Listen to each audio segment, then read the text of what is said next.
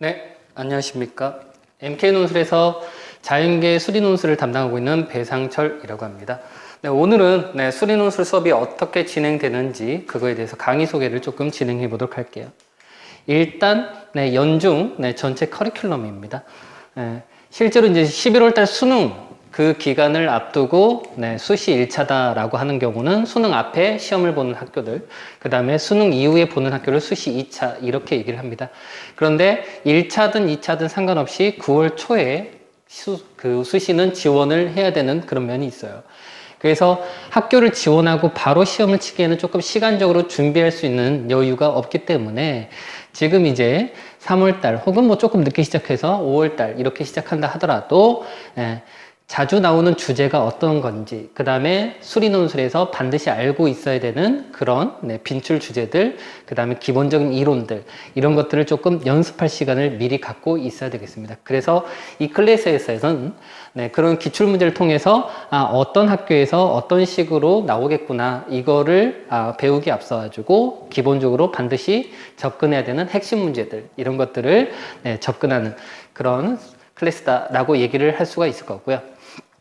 지금 현행 교과 과정에서 보면은 이제 기하를 선택하던가 아니면 미적분을 선택하던가 그게 이제 아직 발표가 안 난 상황입니다. 그래서 학교별로 어떤 식으로 우리가 논술 시험을 출제를 하겠다, 이게 대략적인 상황만 나와 있고 실제로 시험을 어떻게 치겠다 이거 같은 경우는 나와 있지 않아요. 그래서 지금 정규반 클래스 같은 경우는 수 1, 2를 기본으로 해가지고 수업이 진행이 될 거고, 그 다음에 이제 5월경 정도에 보통 학교에서 우리 학교는 어떤 식으로 시험을 출제하겠다, 이게 구체적으로 나오도록 되어 있습니다.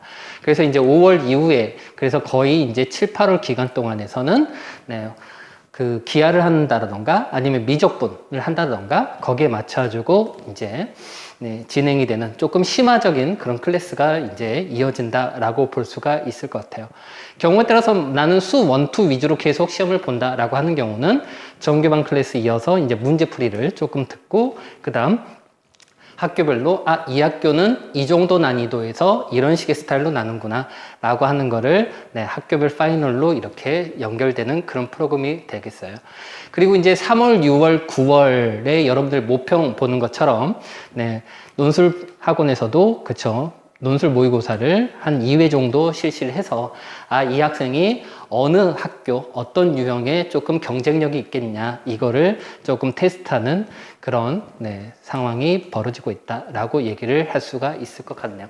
전체적인 커리는 이런 식으로 진행이 될 거고, 세부적인 이제 수업은 어떤 식으로 진행이 되냐라고 얘기를 하면은 경우에 따라서는 어떤 주제를 인트로를 하는 그런 시간이 있을 수가 있겠습니다. 이 주제는 어떤 식으로 출제가 보통 되더라. 그리고 실제로 여러분들이 이제 수학 문제이기 때문에 실제 작성을 해 보셔야 되겠죠. 여러분들 실제 고민해 보시고 그걸 이제 시험장에서처럼 실제로 작성을 해 보시는 시간을 문제에 따라서 예제의 경우는 한 5분에서 10분 정도 그렇게 들 때도 있을 거고, 보통 이제 세트별로 그 학교에서 요구하는 시간이 30분 정도다라고 하면 한 30분에 가까운 시간, 그 다음에 풀 세트 같은 경우는 50분에서 1시간 정도 그렇게 소요되는 그런 문제도 있을 거예요. 그래서 실제 여러분들이 한번 고민을 해보시고, 그 다음에 이제 담당 강사가 이 문제는 어떤 식으로 푸는 것이다, 그리고 반드시 알고 계셔야 되는 개념들은 이런 것들이다 라고 하는 거를 찝어주는 시간이 있겠네요. 이런 패턴이 이제 반복이 되는 그런 수업이다라고 보시면 될 거고, 그래서 수업이 끝났을 때는 여러분들 당연히 관련 숙제 같은 것도 집에서 해 보시되 반드시 뭘 하셔야 되냐, 복습을 하셔야 될 부분이 있을 거예요. 수능하고 다르게 논술 같은 경우는 기본적으로는 고등학교 과정이 전 영역이 출제 대상입니다. 그래서 나는 이거는 공부한 지 조금 돼가지고 기억이 잘 안 난다, 이렇게 하는 부분들이 분명히 있을 거예요. 그리고 증명 같은 걸 좀 안 해봤다, 이런 경우도 분명히 있을 거고, 그래서 교육과정에서 어떤 식으로 배웠는지를 교과서나 혹은 거기에 준하는 본인이 공부했던 문제집 이런 것들을 가지고 복습을 하시고, 그 다음에 그 관련 내용을 또 논술적으로 어떻게 활용하는지 숙제를 통해서 한번 체크를 해봐야 되는 그런 상황이 되겠다. 그래서 기본적으로 이런 패턴이 반복이 될 거고요. 그랬을 때 새로운 논제를 풀고 있을 때 이제 한 명씩 불러서 1대1로 첨삭, 그 다음에 이제 질문이 있는 경우는 질의응답이 이렇게 한 명씩 불러서 처리가 되는 그런 상황이 되겠다. 그래서 이제 학생이 먼저 고민해보고, 그 다음에 보통 이제 자연계 학생들은 이 상황에서 자체 첨삭이 되죠. 아, 내가 어떤 걸 까먹었구나. 내가 이거를 실수를 했구나. 라고 하는 게 보통 자체 첨삭이 되고, 그랬을 때 숙제하다가 또 의문사항이 있으면 질문을 할 수도 있을 거고요. 그래서 전체적으로 자주 하는 실수나 이런 거에서는 여기서 이제 거의 이제 언급이 될 거고, 개별적으로 잘못된 오개념을 갖고 있다던가 아니면은 뭐 이상한 실수를 한다던가 이런 것들이 개개인적인 거는 여기서 걸러지는 그런 상황이 되겠다라고 얘기를 할 수가 있겠습니다. 네, 방금 말씀드렸다시피 정규반 같은 경우는 이제 현재 수 1, 2 위주로 이제 조금 진행이 될 거예요. 그래서 대략적으로 교재 구성이 어떤 내용들을 얘기하고 있냐라고 하면은 수 2에서 얘기하는 그렇죠. 연속성, 미분 가능성, 그다음에 뭐 미분의 평균값 정리, 뭐 사이값 정리, 그다음 뭐 샌드위치 뭐 이런 것도 다 쓸 수가 있죠. 그래서 그런 증명법들 같은 경우가 보통 이제 수 2에서 나오는 내용들인데 반드시 연습하셔야 되고 빈출되는 그런 주제이겠고요. 그 다음에 이제 뭐 미분을 이용해가지고 함수가 어떻게 그래프가 뜨는지, 그 다음에 증가의 정의나 감소의 정의, 이런 것들 역시 마찬가지 수2에서 나오는 그런 개념이 되겠습니다. 수1 같은 경우는 그쵸, 수열, 그리고 이제 귀납적으로 어떻게 정의되는지, 점화식 같은 거, 그 다음에 수학적 귀납법, 이런 식의 것들을 우리가 정규반 클래스에서 반드시 연습하셔야 될 필요가 있을 거고요. 수 1, 2뿐만 아니라 그 외 주제가 다양하게 나옵니다. 그래서 뭐 나머지 정리라던가 뭐 부등식 뭐 이런 것들, 귀류법 이런 것들은 고등학교 1학년 과정이거든요. 근데 그런 것들도 역시 반드시 알고 계셔야 되는 그런 상황이 되겠다. 말씀드렸다시피 5월 이후에 여러분들 이제 미적분 혹은 기하를 통해서 학생들이 어떻게 선택하느냐에 따라서 그쵸, 학교에서 우리는 뭐 만약에 미적분하고 기하를 다 내겠다 이렇게 하는 학교도 있을 거고, 아니면 조금 선택해가지고 우리가 시험을 출제하겠다 이렇게 하는 경우도 있을 것 같아요. 그래서 요 강의 발표된 후에 그 다음에 이제 거기에 맞춰가지고 그 다음 심화 과정이 진행이 될 거다. 그래서 지금 현재로서는 수 1, 2 위주로 교과 과정이 지금 구성이 되어 있다, 교재가 구성이 되어 있다, 이렇게 말씀을 드릴 수 있을 것 같습니다.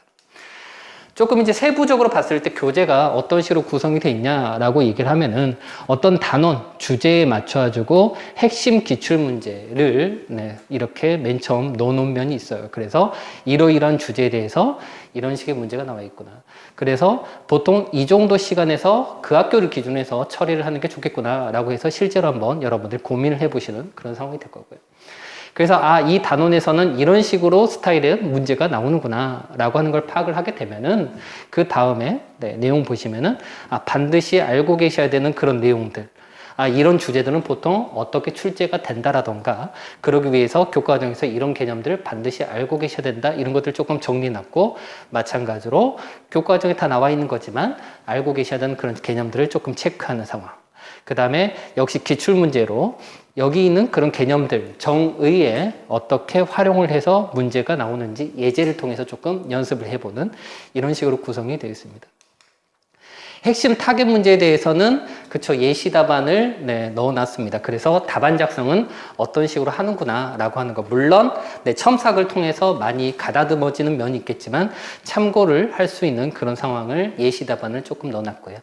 그 다음에 이제 예제만 가지고 조금 연습하는 게 아니라 실제 이제 기출 문제를 단원별로 적어도 이제 4-5문제 가까이 해가지고 이 주제에 대해서는 이 학교는 이 정도 난이도로 이렇게 응용을 해서 나오는구나, 그리고 딴 학교에서는 이렇게 나오는구나 라고 하는 거를 연습 문제를 통해 가지고 연습을 할 수 있는 그런 상황으로 교재가 구성이 되어 있습니다.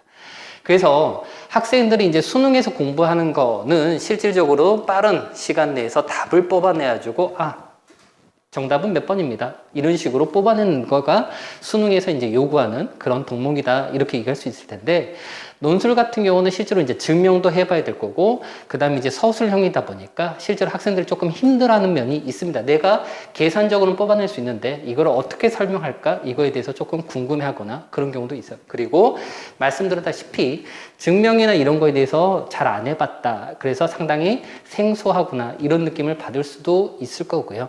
그리고 예전에는 했는데 조금 까먹었다, 이런 주제도 있을 수가 있겠죠. 말씀드렸다시피 논술 자체는 전 영역의 출제 대상이기 때문에 그거에 대해서 일단은 그쵸, 먼저 주제적인 거를 조금 연습을 먼저 하실 필요가 있겠구나.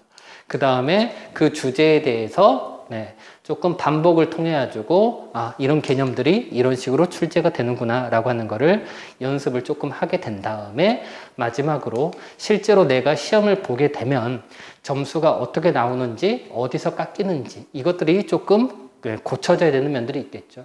그래서 응용력을 조금 키우면서 동시에 실제 학교에서 합격할 수 있도록 그렇게 연습이 하는 과정들이 반복이 되겠고요.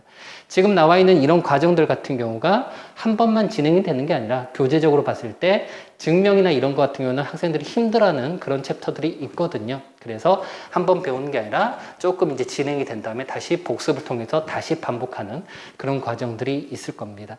그래서 이런 정규반 클래스를 통해서 어느 정도 기본적인 펀더멘털을 조금 연습을 했다라고 하는 경우 그거가 지금 우리 수업의 어떤 학습 목표다라고 할 수가 있을 거고 그걸 베이스로 해가지고 학교별로 실제로는 이런 주제들이 잘 나오는구나 이 학교를 합격하기 위해서는 이 정도 문제까지를 해야 되겠구나 라고 하는 게 이제 학교별 파이널, 예비 파이널을 통해서 장기적으로 조금 진행되는 그런 클래스다라고 얘기를 할 수가 있을 것 같습니다. 이런 식으로 수업이 진행이 된다라고 말씀을 드릴 수가 있어요. 그래서 단기간에 그냥 뭐 편하게 아니면 뭐 그냥 쪽집게식으로 이렇게 되는 게 아니라 기본적인 수학 능력을 조금 올려야 될 그럴 필요가 있기 때문에 조금 어려운 과정 될 겁니다. 학생들 입장에서는 조금 안 해본 거고 어려운 문제다. 논술 어렵다라고 많이 생각하잖아요. 그런데 그렇게 어려운 것들을 조금 견뎌내면서 열심히 해야지 조금 본인이 생각하는 학교보다 조금 더 높은 학교를 그렇게 지원하고 합격까지도 할 수 있지 않을까 그런 생각이 들겠죠. 그런 면에서 이런 수업을 기회가 되면은 같이 해서 본인이 원하는 그런 학교에 그렇게 들어갈 수 있는 그런 기회가 됐으면 좋겠습니다. 여기까지 진행하도록 할게요. 감사합니다.